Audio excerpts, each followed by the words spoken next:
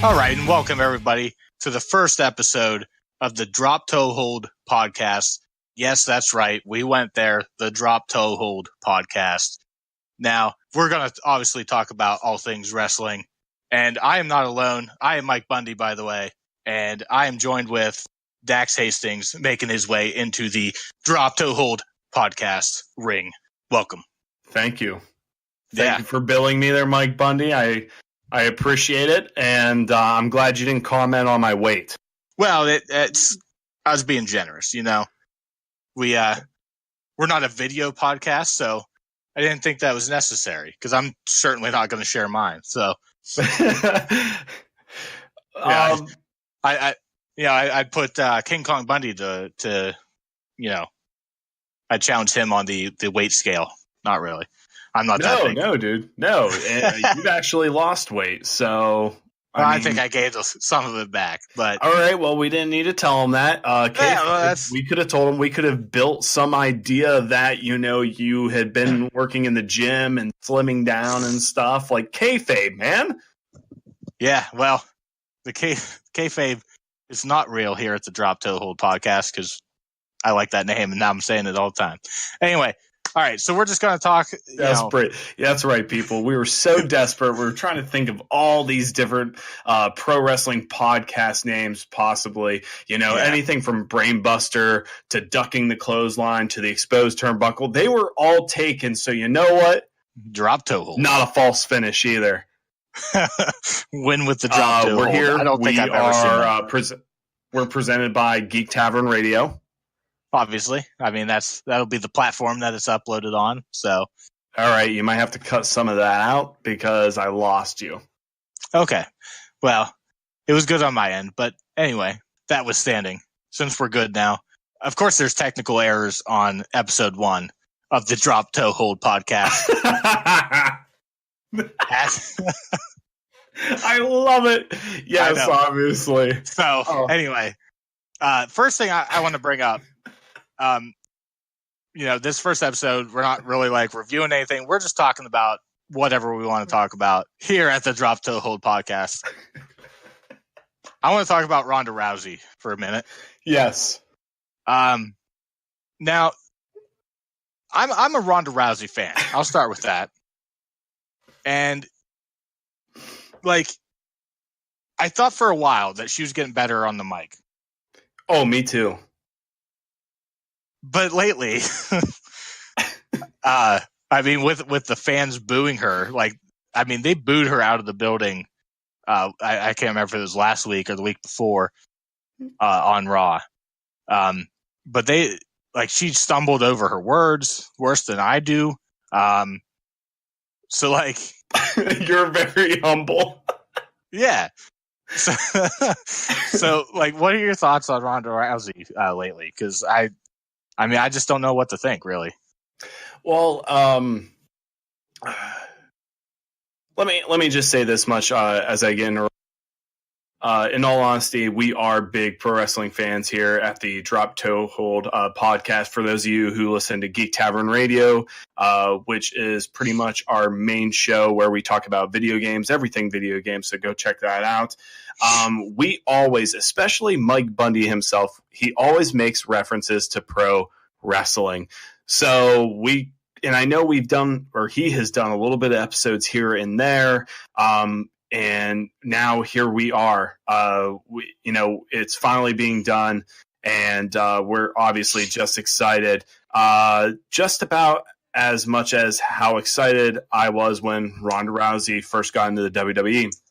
So with Ronda Rousey, I think she has been one of those individuals where WWE has allowed to.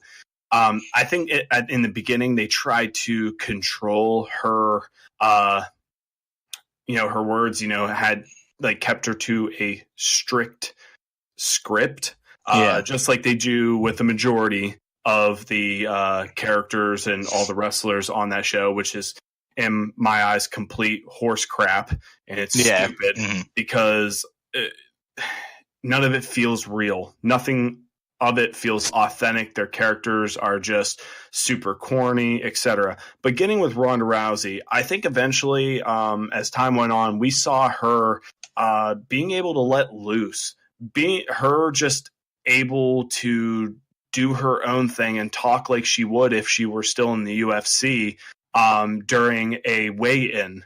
An official weigh-in, being able to talk during a press conference. And I thought, she was strong. Maybe not the strongest spokesperson or person on the mic in front of a camera.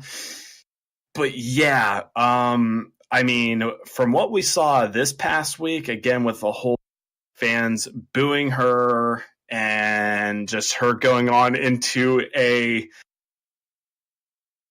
just incomprehensible rant where you don't even know what the hell she was saying.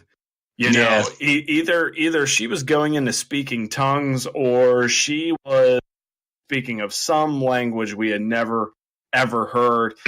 And I think all in the end, I think that came around to bite her in the ass because she went back out there to present her case as in, oh, you guys are going to start, you, the fans, are going to start booing me now because of Becky and etc. It did more damage than any good. WWE took advantage of the situation in terms of, her supposedly initially being booed, which I don't think initially she was being booed at the beginning of the show. Or that it was directed at her, but they threw her back out there to try to take advantage of that. But in turn, it just came back to bit her character in the ass because it was so bad. It was so bad. Mike Bundy, how do you feel about it? Well, I initially obviously was super excited when Ronda Rousey came in last year. And, I didn't think she needed the title right away, quite like they did. But at the same time, I don't know what else, if she's going to be so dominant, what else do you do with her, right? And it's Ronda Rousey. She legitimized women in sports, period, really. Obviously there's people before her, the twins that do the tennis. I don't know their name. Serena Williams. Serena Williams and someone else. Yeah. That's actually the first. Serena Williams is the first person that came to my mind when you said legitimize women's sports. Yeah. Yeah. I guess I don't know how I'm saying it. The modern times, the Williams sisters were quite a while ago. I feel like, yeah, but hey, not to cut you off, but I'm really glad you you made that point though. When we say legitimize, we don't mean that in any way in form are we discrediting women's sports out there, because I know that's a big hot topic now. It's just everything that comes to gender, everything that comes to equality between men and women. But no, let's be honest here. There is not many sports out there. Not saying that women can't do. Obviously, women can do everything that men can do, but they don't get as much attention. But there are certain sports that have gained a lot of attention and benefited from certain stars who just so happen to be women, and that being tennis. The Williams sisters, especially Serena herself.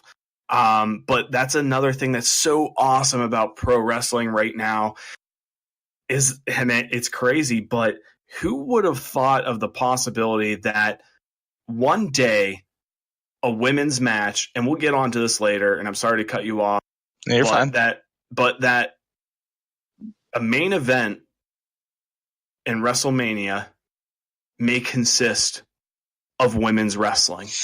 Yeah, and pro wrestling is that sport, whether you want to consider it a sport or not, it is that sport alongside the UFC that is going to help raise the bar and actually give notice to women athletics, women athletics. And I just think, again, with the inclusion of Ronda Rousey especially, I think it's going to help not just pro wrestling, but I think she and like the likes of Serena Williams are going to be those caveats, I won't even say caveats, but those catalysts on to women's sports and their breakthrough. Like Bundy, the ropes are yours. Yeah. I guess what I was trying to say was, Ronda Rousey kind of solidified, women more in the MMA / wrestling world, I think is where I was more so going. Because there was no women in the UFC before Ronda Rousey, really, that I know of. Or if there was, I didn't know of it. So anyway, whatever. Instead of spinning the tires, we'll just move on. But like you said, this could potentially, this feud between Ronda and Becky could potentially be the first ever actual main event at WrestleMania. And I hope it is. I hope it's the last match of the night and they do some crazy crap, kind of stuff. Let's talk about Becky Lynch a little bit here. Is there anybody more on fire? I was going to say hotter, but obviously that could be taken the wrong way. But is anybody more on fire than Becky Lynch? Absolutely not. No. That was kind of a rhetorical question, but yes. Yeah, absolutely. Becky Lynch is, in my eyes, probably the best thing that's been going on since CM Punk, in all honesty, in my eyes. I would call it would be that white hot, Yes. Same. It's like the same thing, only, female. Yeah, me personally, I've always been when I had first acknowledged her, through NXT. I know there's diehard fans out there who have been following her and her art in the ring, even prior to that. But I've been a big fan of Becky. It's her attitude. I don't know what it is, but I used to have this skittish. Even my wife knows. I used to be not to offend redheads out there, but I used to be actually I had this thing where I was afraid of redheads. Interesting. But that all changed when Becky Lynch is helping legitimize the unfortunate stigma that circulates around and has circulated around pro wrestling for women. Of course, you've got your glow, your gorgeous ladies of wrestling. You've got your wow women of wrestling. Legitimate companies that out there and really pushed and showed off that, hey, women can do what men do. And in WWE's case, in the world of the WWE universe, they're doing something better than what the men are doing, storyline wise and in that ring. It seems to me as what's circulating right now between Becky Lynch, Charlotte Flair, and even Ronda Rousey, of course, and the rest of the women on there, is everything has changed. And people can say that maybe that all started ever since Triple H brought in Sarah Del Rey, as the developer, women's development in WWE, back on the NXT brand.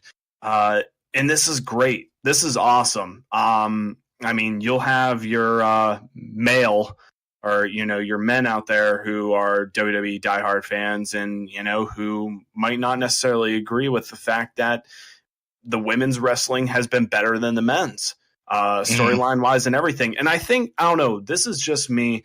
You can tell me if it's just me, But I feel like what the women are doing now, and whoever is responsible for it, and it can get better. I'm not going to like glorify it as if it as if it's the WWE Attitude Era. Mm-hmm. But they're doing a lot of what the men were doing in the Attitude Era, like what Stone Cold and The Rock and Triple H and Mankind, all of them were doing in terms of, for instance, when Becky Lynch had her feud not too long ago, I believe it was with Charlotte Flair, maybe, where she was at the corner of the bottom of the ramp and she had worn those glasses and put up her hair completely unrecognizable. And then she just blindsided, with a punch to the face. And then she revealed herself. Like, it's stuff like that. It's the spontaneous attitude feeling, and it feels authentic, especially. And I mean, a lot of that resonates from Becky Lynch. I like what they got going on. Yeah. I don't even know at like what point, like Becky Lynch turn up the heat. I don't know how else to put it. Like, I don't even know at what point, the switch was flipped. Cause like, it was just like out of nowhere. It's like, what? Becky Lynch is like crazy awesome. Yeah. I mean, obviously, I guess it was the heel turn was when, yes, the quote unquote heel turn, but everybody cheered anyway. Exactly. But I mean, it's just awesome. Like, and calling himself the man, as much as like they're pushing for women's equal rights or to be looked at as equal, the fact that Becky Lynch is calling herself the man, like, that's just it's awesome. Yeah. And I'm just loving everything that they have been allowing the women to do. Mm-hmm. You had the pay-per-view. Yep. You had this Royal Rumble, which was more so good. It was definitely better than the men's. Yeah, in all honesty. That's the point I was going to throw out there. Like, I mean, the fact that Nia Jax is getting into the ring with men. She had a match with Dean Ambrose. Wrestling one another. Yeah. Damn awesome. Yeah, they had a match this week at a house show, her and Dean Ambrose. So that's interesting. Yeah, I heard they're actually advertising WWE live event. Yeah. Which I know some men and some women who don't agree with the intergender matches. Right. A man hitting a woman and whatnot. But, I think with the whole, again, the whole fact that word's out that pro wrestling is fake, which it's still real to me. The fact of that, I think that's why it's become more comfortable. Yeah. But man, I mean, what's going on right now with the women's division is great. I really wish the powers that be, the people managing the characters, the storyline, creative, would actually just like lay back and let back a little bit more so. And I know Stone Cold has been very outspoken about this, but go ahead, lay down the bones for the story, but he didn't exactly use something, more so close to it. Like, go ahead, lay the bones down for like the storyline for the characters, but let them be the ones that provide the meat. Put the meat on those bones. Exactly. Yeah. Let them be themselves. Let them have some creative input. Because from what we understand, the creative process is very strict there. And I know I was going to say EAW, AEW is completely different, but I know that's what you really want to touch base on, correct? Yeah, in a few minutes here. Yeah, but we had talked about the possibility, the supposed rumor that women are indeed going to main event WrestleMania for the first time ever, and it's going to be Becky Lynch and Ronda Rousey. Are you starting to get this idea that they might add Charlotte? Yeah, I mean, it's looking that way because on Raw you got Becky being in Ronda's face, and then on SmackDown, Charlotte's kind of up in Becky's, business. So, and Becky basically stole the victory from Charlotte at the Royal Rumble. So, yeah, I think that's what we're heading towards. I don't necessarily want that, but I mean, I don't, make the decisions. Yeah, I mean, I don't want to sound sour about it because it's a great opportunity. It's still be a great match. It's going to be a great match no matter what, and it's a great opportunity. It's well deserved from all three, of those women. Mm-hmm. All you Bella Twin fans out there, just I shake my head at you. I put pity upon you. I'm a big Brie Bella fan. Oh my gosh! Come on, Mike Bundy, get out of the ring, man. That's not all right. Not so much, on. I guess, in the ring. I like her. I don't know. She's cool.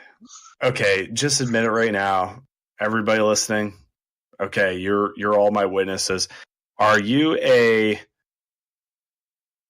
the Bellas fan, reality show fan? Do you watch that show? I mean, I don't sit there and wait for the episodes to be uploaded. All right, you've said enough. But right. I mean, for me though, it's going to be a great match, whether it's just Becky versus Ronda for that championship. Mm-hmm. Great match if like you I said, included. Either way.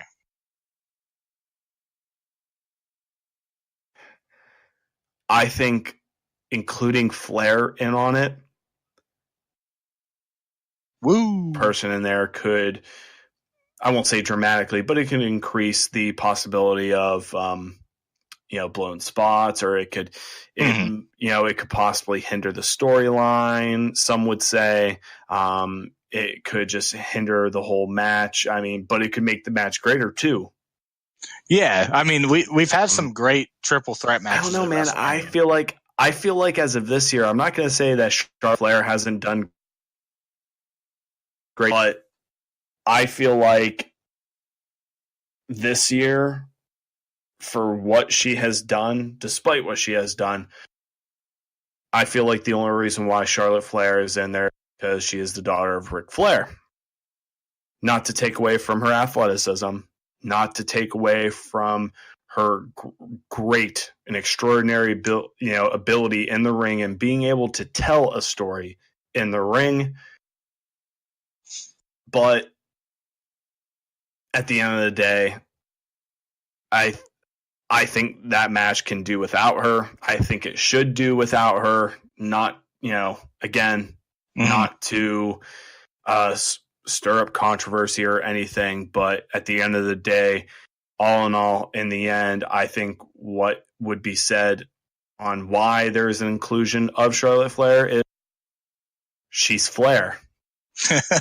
And that's it. Yeah, I mean, I don't know. We'll see what happens with that. So you said a word. I don't remember what it was about, but you said great. Great, yes. Well, you know what else is great? A drop toe hold. No. Which is hardly ever used anymore, but go on. Yeah, I know.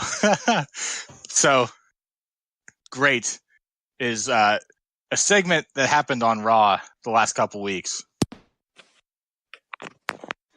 Person that happened to be on Raw, and that is JEFFJARRET.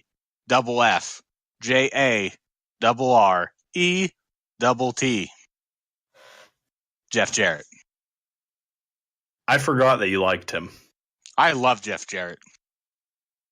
Go on. Unfortunately for me, as a fan of Jeff Jarrett, it is the year 2019. And, I mean, he's got some muscle but boy, do I feel old after seeing, Double J on there. And much more to my sadness of being old, seeing the Road Dogg Jesse James on there, which, I mean, I'm not going to complain anytime he comes out, but I'm sorry. I'm sorry, BG Brian James. That's your real name. I mean, man, we're getting old. Oh, absolutely. The last thing I remember from Jeff Jarrett, besides TNA or Impact Wrestling, is him coming out with Deborah. Yeah, don't piss him off. Nope. Slap nuts. Who you calling slap nuts? Slap nuts? Beetlejuice, right? I don't know. He says slap nuts all the time in WCW. Well, do you remember the segment from WCW? I think it was this it was a dwarf. Oh yeah. Okay. Yeah. By the name of Beetlejuice, and of course it ended with "Who you calling slap nuts? Slap nuts?" And then and then you got Jeff Jarrett, who just cocks and pivots 180, and then just slams a guitar over Beetlejuice. Yeah, I remember it now. That was a crazy guitar shot. Yes, it was. But I didn't even want, when I brought up Double J and Road Dogg, I didn't even want to badmouth it, but it just kind of came out. But anyway, I loved it though for nostalgia. I think Jarrett can still go. Like his punches, I loved his punches. I think he has one of the best punches in the business. Yep. So anyway, moving on to more relevant current things. Actually, you know what? One complaint about the Double J stuff, I had to look it up on YouTube. I watched Raw and SmackDown on Hulu, and they cut a bunch of crap out of Raw every week. Yep. I mean, there was 3 matches the last week that they cut. It was Double J, the tag team match. I forget who was even in the tag team match. I think it was the Revival and the Lucha House Party or something. Who knows? And there was another match. Anyway, I'm very mad about that. I don't like that Hulu cut that out. Anyway, so the only thing from SmackDown I really want to talk about real quick is, man, what do you think of the Daniel Bryan WWE Championship? I think that's about time that we have a 100% tree falling, completely organic hemp belt. Yep. That's what I think. When he was the champion many years ago, he actually that he more so alluded to the fact that he wanted a hemp belt. Yeah, he joked about it, and then 7 years later, here we are, and boom, he's got it. It's awesome. I love it. I love the character. This is he reminds me of I don't know. It's like if Captain America, not Captain America, but if Captain Planet was an asshole, this is Daniel Bryan. He is the Captain Planet a-hole. It's great. Did you see the meme where they dressed him up as Captain Planet? No, I haven't seen it. Yeah, there's an actual meme of that. Yes. Oh, You're not the first one. Yeah, we'll have to find that after the show. But yeah, I mean, there's other good stuff on SmackDown. I just wanted to bring that up real quick. And maybe real quick also, where do you think they're going with Rowan, joining Daniel Bryan and coming out as a real person? I've always liked Rowan. I've always liked the other one as well too. Harper. Harper, who used to, before WWE, he I think besides some CCW appearances, he also did a lot with Chikara Pro. But I love this for Rowan. I think it was very beneficial for them to put Rowan with Daniel Bryan, because I think Daniel Bryan does need that big man. He does need just another avenue, another way of getting one up on somebody when it comes to the terms of him cheating, him resembling a heel character. Obviously they're playing as if Rowan is just this. Obviously, Rowan and Harper, before they were the Bludgeon Brothers, they were followers. They were followers of Bray Wyatt, and they always needed a leader. So they're playing it off as like, finally, I found the true way. Yeah, I have found the leader, the guy who embodies love for the earth and realizes that everyone out there is a hamburger stealing, hot dog eating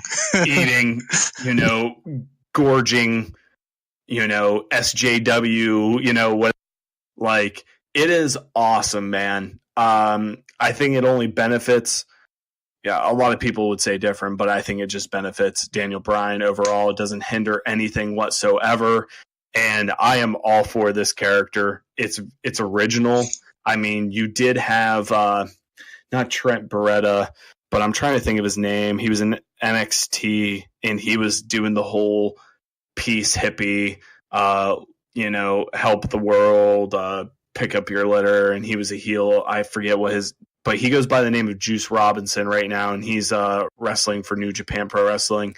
But besides that, this is that type of character in a way, but it's far greater because, again, it's Daniel Bryan, and everybody knows by now of Daniel Bryan and his ways, his way of living, and what he truly believes. Which I think that's what makes it so much stronger. Is that in a way, there is realism to it, and I think that's what makes it so authentic for him. Do you have your phone by you? Yeah. Just like every American does. But that's right. I retweeted the Daniel Bryan photo on Twitter and tagged you in it. Right. So. Oh, that's awesome. But so do you think the whole Rowan thing? I don't really want to stay on this too much longer, but do you think the whole Rowan thing will lead to maybe Harper actually joining too? In the long run, like the rumor is, in the long run, thing Bray Wyatt in this whole thing too. I could see that. I mean, I don't think I want it to go as far as Bray Wyatt. Yeah. I'd be okay with Harper, but like, just because Harper was involved in, like, when Daniel Bryan came back, he had like the thing with the Bludgeon Brothers. Dude, I think Bray Wyatt, because Bray Wyatt hasn't been heard of. Like, he has showed up to WWE live events, but nothing. And he has alluded to saying goodbye. And then, of course, all the All Elite Wrestling big fanboys out there, which I'm not saying that in a way of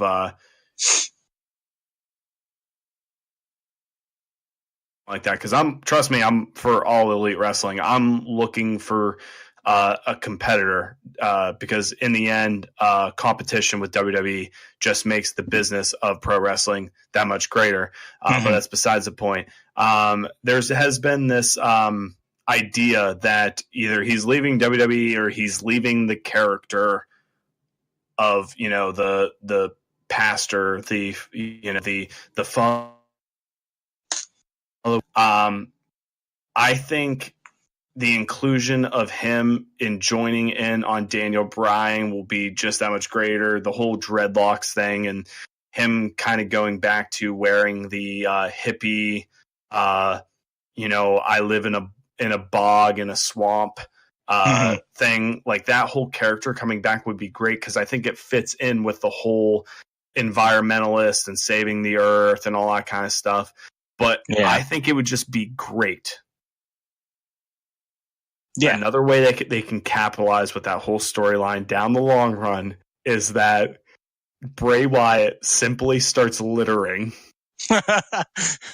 He just becomes just a slob who just drops stuff on the floor, and like, it's stupid and so simple, but I think it would sell so much on the storyline that Daniel Bryan just absolutely hates this man because he started littering.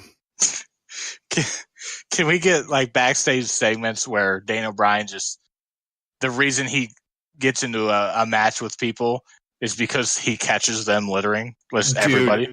And him asking, that's biodegradable, right? Yeah. You better hope that's biodegradable. Yeah, that'd be great. Oh, man. Oh, dude. Like, if you eating that and the product of after you eating that being a product to the earth, yeah, that's one thing. That's good. But besides that hitting the floor before it even hits your mouth, and he just shakes his head. Because he's already been doing silly things like this. Walking down the hallway and he sees a WWE eating a burger, like, oh, dude, it'd be so great. But I think for them to capitalize on that, like, kind of a storyline where he goes after litterers, and one of his main catchphrases is that biodegradable? Just something as stupid and silly as that is great. I think that's awesome. I can't wait to see what develops here in the long run for Daniel Bryan and his Captain Planet ways. You want to move on to All Elite Wrestling? Yeah, I mean, we'll just make this a quick little discussion as well. AEW, it's obviously we haven't even had.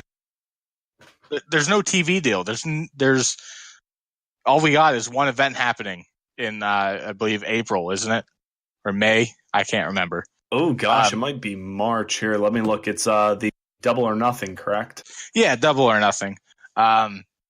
Which is shaping up to be a great event. I don't have the match at Las Vegas at the MGM Grand Garden Arena. Yep. So we had a press conference, ticket sale party, I guess we can call it. The other day, I can't remember what day that was. Thursday? Yep. Friday. I don't know. Thursday. So, we got more signings announced. Not too many people I know, but obviously the big one is Kenny Omega. He's best friends with these guys. Okay, there's everybody was like, is he going to sign with WWE? Blah blah blah blah. On Jericho's podcast a couple weeks ago, I remember him talking about. He was talking about, how he came to the he signed with them and like the road that led him there. And he briefly mentioned, and I don't know if he did this intentionally, it might have even just slipped, but he was talking about a text group that he has on his phone with the Jackson brothers, Cody Rhodes and Kenny Omega, and him, obviously. Yeah. So like, if that right there doesn't say it, that he was never going to WWE, I mean, what do you do in watching wrestling if you can't tell from that? Yeah. That he was just never going to that. And then when he came out, it said under his name, Executive Vice President or something, producer or something. Yeah. So it's like, all right, well, that was never going to happen. Like, yeah. So, dude, I think it's awesome, that we're getting the Alpha versus Omega. I don't know if we're going to call it that this time around, but we got Chris Jericho versus Kenny Omega, and it's happening in the States. Because that I don't watch New Japan like ever, but I found video of that match and watched it, and it was a phenomenal match. Oh yeah, and you can tell that Jericho was having a ton of fun with it because he could do whatever he wanted. Basically, there's no guidelines, like, or no restrictions, I guess is a better way to put it, like the WWE has. And they have to have. I'm not going to badmouth WWE the whole time either, but it's going to be great to just have another one of these matches. So I believe Jericho is still the IWP or whatever abbreviation. He's the Intercontinental Champion still, isn't he? Or did he lose it? Man, I'm trying to remember because he was fighting against Naito, right? And oh gosh, IWJP Intercontinental Champion. I know he defeated Naito to win the championship, but that was back in May, I believe. Yeah. Man, I can't.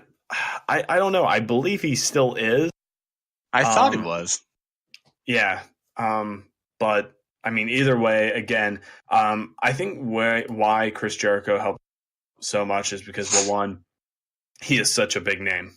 I'm not saying he's to the caliber of Hulk Hogan. Obviously not. No one ever will be. But to me, that like Chris Jericho for All Elite Wrestling is kind of like the pseudo Hulk Hogan in a way, like Hulk Hogan was to WCW when he jumped ship. He's a veteran. He obviously has been very, very just supportive of everything that the Bucks and Cody, as well as Kenny Omega, have been doing in terms of just revitalizing the pro wrestling product in general. A lot of the success around these gentlemen, these great pro wrestlers, these lovers of pro wrestling, has come off of the success of the All Elite or the Being the Elite, I think they called it, which is their YouTube page that the Young Bucks, had put out there, that they had up on YouTube. And a lot of that success has led to this, with the owners, the Khans, coming in, the same owners of the Jacksonville Jaguars who, are all in, not to be pun intended, who are all in on this. And again, I'm just excited, like I had said before, on the competition. Finally, I think this is going to be the closest thing. I know there's naysayers out there. I know there's people who just shake their heads at people who are just infatuated with Cody and the Young Bucks, and they're not on that hype train. But however, I think this is going to be the closest thing that we get to a rival as WCW was to WWE. The money's there. Again, we haven't heard anything. That going into this ticket party, for Double or Nothing, that there would be a confirmation on, a TV deal, because there has supposedly been rumors circulating that it might be TNT, it might, be ABC, maybe. They might their show will be on Tuesdays to go head to head or follow up, either, follow behind SmackDown or go head to head with SmackDown on Tuesdays. There's just been a lot of rumors circulating, and of course there has been no confirmation yet. Me personally, I think the deal has already been done. Oh yeah, they're in talks because yeah. Well, I know they were in talks, or they are in talks, but I think the deal's done. What were you going to say in addition to that? Well, I was just going to say, at the first press conference, the one of the press asked Cody Rhodes, what about a TV deal? And what's his wife's name? Brandy? Yeah, Brandy. Brandy kind of took over and was like, she went all corporate kind of on it. But Cody was literally just kind of behind her, like winking at the camera, like, hey, yeah, we got something. We just can't talk about it. Yeah. And I mean, obviously there's no exact words there, but I think there's indeed something. I think it is major. Again, you've got a billionaire behind this project, helping his son develop this project. Because obviously money is the biggest supporter in when it comes to or investments such as All Elite Wrestling. Mm-hmm.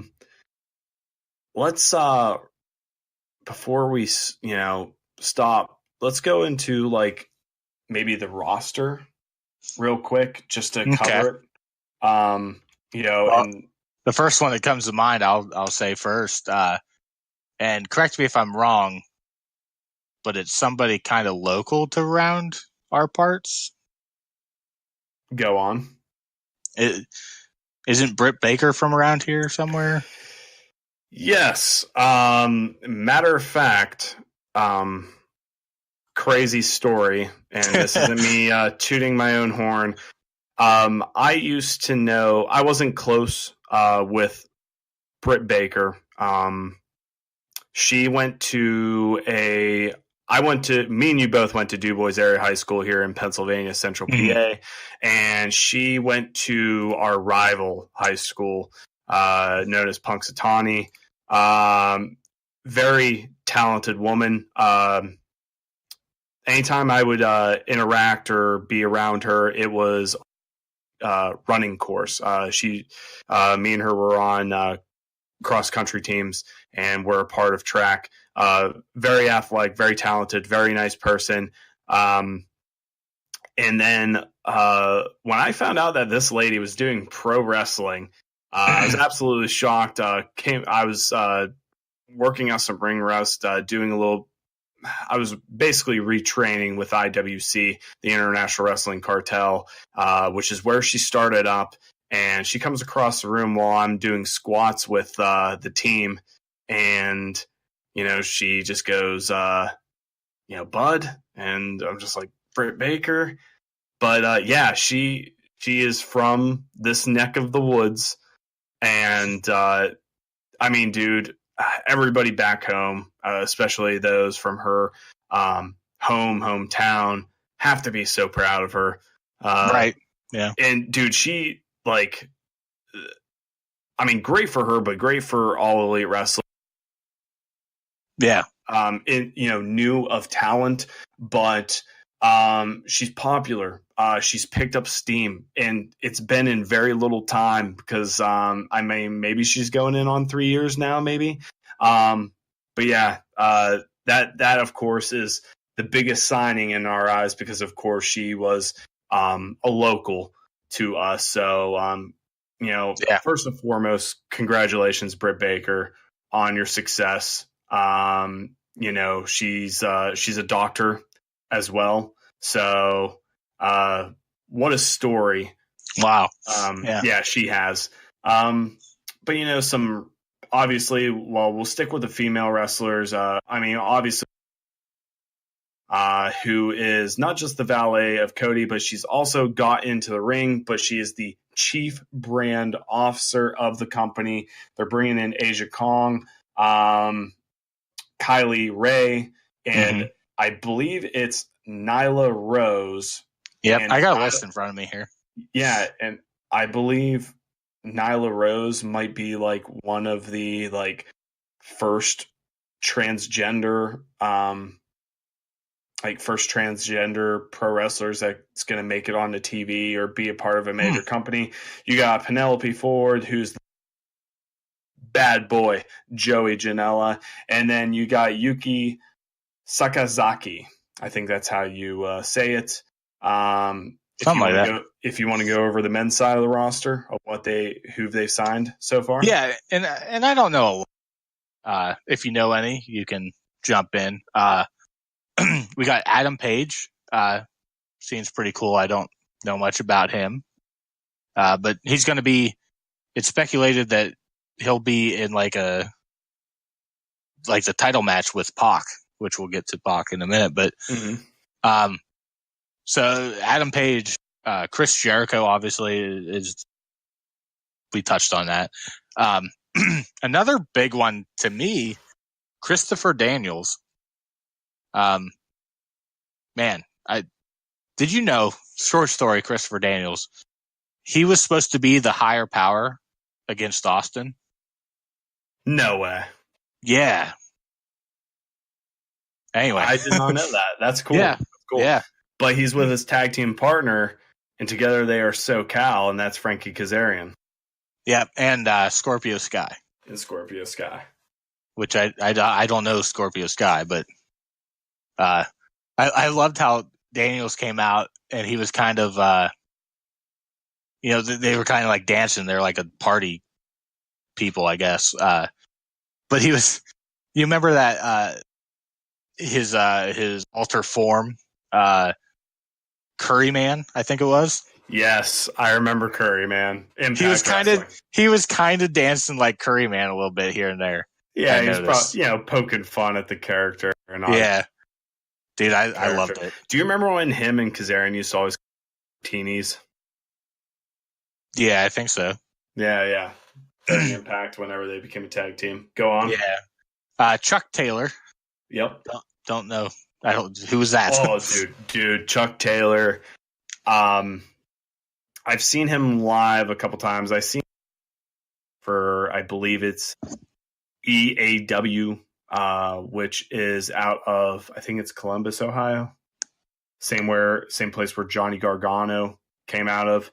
Oh, okay. But Chuck Taylor is just, he can, I don't want to sound like a kiss ass or anything, but the guy can do it all. Phenomenal wrestler, great wrestler, great entertainer, and he's funny. That's the thing that like when I think Chuck Taylor, I think like a funny guy. Like we're talking, this guy would pick fights with 7-year-olds in the crowd, like scream at them until they cried. Wow. And he was like, he didn't show any mercy whatsoever, but it was funny. Like it was great. But yeah, Chuck Taylor, awesome. He did a lot for Chikara Pro as well. Okay. Obviously Cody, don't call him Rhodes. I don't think he's still doing that. I just think it's funny to say that. Yeah. I don't know if I'm saying it right. Is it just Phoenix from the Lucha Bros? Ray Phoenix, who is a part of AAA, and all you would see him on Lucha Underground. Yep. And like we said, Frankie Kazarian, Jimmy Havoc, Joey Janela, the bad boy. Okay. Yeah. Jungle Boy, Kenny Omega, Matt Jackson, obviously of the Young Bucks. Mm-hmm. MJF.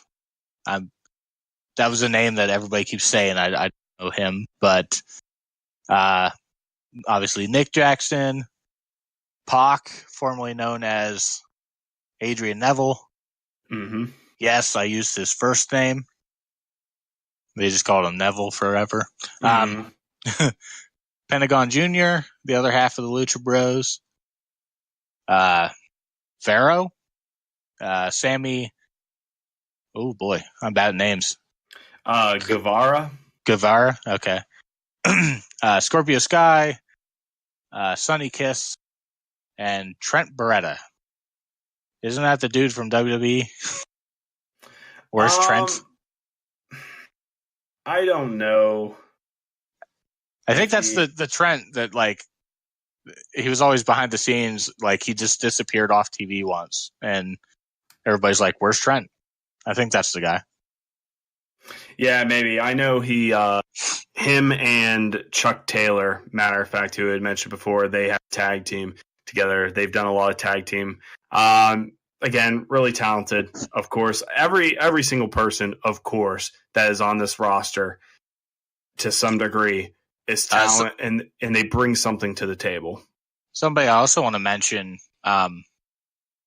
this also kind of ties in with my nostalgia act on the beginning of the show, but one of the producers they got is Billy Gunn. Yes, Billy Gunn indeed, which they announced when they first did the first conference. Right, yep. And BJ Whitmer is joining him. BJ Whitmer, maybe not necessarily as big of a name as Billy Gunn, but BJ Whitmer is a huge name, and BJ Whitmer is, I think, the first Ring of Honor champion, if I'm correct. But I've seen him live. The guy obviously is a veteran in the ring. So for him and Billy Gunn to join together in a new and young company is really cool. Yeah. I don't recognize him. I just looked him up on the Google there. I don't really know him. But yeah, I mean, with a guy like Billy Gunn in the background, I gotta imagine, he's gonna do some good there. He obviously kind of screwed up his run with WWE as a producer. Or I don't know if he was a producer, but he was, backstage agent. Yeah. But AEW is shaping up to be, a pretty good thing. Now, are they gonna take down WWE? Probably not. That's the thing. Everyone immediate conclusions that they're gonna tear down the empire that's WWE. They're gonna shake things up. Pow. Yeah. Wow, pow. Dude, I thought about how not that long ago I heard Vince McMahon say the words, "Well, let's get her done," which is completely out of touch anymore, and it just kind of shows that this guy is somewhat out of touch. What was that on? I remember that. It was it was on Raw. It was on Raw. It was on Raw. It was the whole you the WWE universe wants to, you want to see a David versus Goliath? That's right. Yep. I'll give you David versus Goliath. Let's get her done. Let's go, dang it. That's my crappy interpretation of Vince and K. McMahon. But anyhow, you want to play, pal? Yeah, you want to play. It was me all along. It was me all along, Austin. But besides that, getting back to it, I want to see this company flourish. Is it going to be the kryptonite of WWE? No. WWE is, despite the fact that they're out of touch with the majority, the consensus of their fan base, that being the WWE universe, the WWE is still making a lot of money. They are obviously expanding majorly, nationally, internationally, worldwide. They're already talking about putting more of their training camps in I think they're putting more throughout Europe. They're talking about putting out one in China. It's crazy. They're expanding so much, and obviously, as the conspirators who were correct, it has seemed, and what WWE has been doing has proven the fact that it feels like they're trying to suck up as much of the white hot talent there is so that nothing else exists. Yeah. But for the individuals such as Kenny Omega, the Young Bucks, and even Cody and Jericho, for them to go and just kind of, in a way, with the support of a billionaire, take a leap of faith and generate a new company from the ground up is absolutely awesome. I think I think this is where the better wrestling will be. Yeah. I think this is where the better storylines will be, because I believe it was Cody has stated that they are going to give some of these talents here, if not all the talents. I think they're going to give all the talent a little bit of say-so, or allow them to give a little bit of input in for their character. And I think that is one of the things that WWE to do. And I think that's one of the things that WWE is going to learn when they see. And yes, this is where I'm going with it. If you, Mike Bundy, were going to ask me if I was on the fence, where I would fall in terms of, will this company succeed or will it fail? It will succeed. Yeah. I won't say it'll prosper as much as WWE, but it will definitely be way bigger than like Ring of Honor, TNA Impact, and even possibly New Japan Pro Wrestling. Yep. Definitely in the States, at least, bigger than. Yeah. It'll become the second biggest in the U.S. Yeah. So, but yeah, I mean, with that said, we just hit an hour on this one, so whoo. And we didn't even mean to. That was yeah. Yeah, we kind of bounced between the ropes there quite a bit. That is my corny pun for the day on this podcast. I think we intend on doing at least one every podcast. Oh yeah. Well, with that said, I'm a little blown up here, a little tired.